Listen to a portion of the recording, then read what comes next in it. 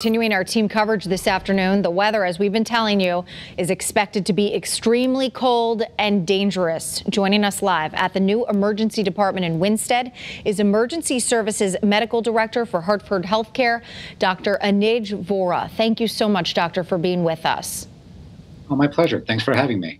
So first off, our meteorologists have been explaining this is a serious situation. What types of injuries could actually result from exposure to these kinds of bitterly cold temperatures, especially with that wind chill? Yeah, I have to admit, I'm not looking forward to this cold weather, and I'm sure you aren't either. The injuries we typically see in the emergency room vary from frost nip to frostbite. Frostbite can be developed by symptomology of just feeling that numbness and pain that you can get in your fingertips or toes. It can slowly progress then to discoloration of the fingers, the toes, and different body parts. And it can lead to some serious irreversible damage if not treated and recognized early. So obviously some people will need to be outside, whether it's for what they do for work. How long is too long if you do have to go outdoors? It's a great question. It really depends upon the amount of layers that you have on.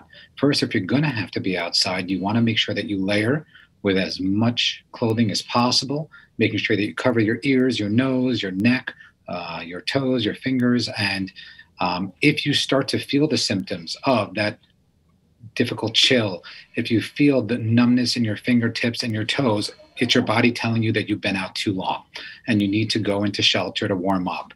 Also, very dangerous times are when you have wet feet, okay, which is often with the snow, with the rain or freezing rain. If you should get wet, you're at a 25-time higher risk of injury to the extremities. So it's important to get indoors and get dry as quick as possible.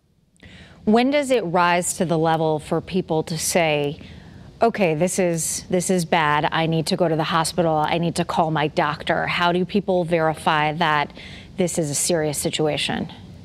It's a great question. If you go inside and you can't get the feeling back in your fingers or toes, or if you're seeing discoloration of your skin or complete numbness and it's not resolving with just thermal heat, the next thing you should be doing is putting your affected areas into warm, not hot, just warmer than room temperature water. And if that's not resolving, you need to come to your emergency department so we can evaluate you. All right, so much good information, especially right ahead of what is expected to be a bitterly cold few days. Dr. Anuj Vohra, thank you so much for your expertise and your help navigating this. My pleasure. Thank you for having me.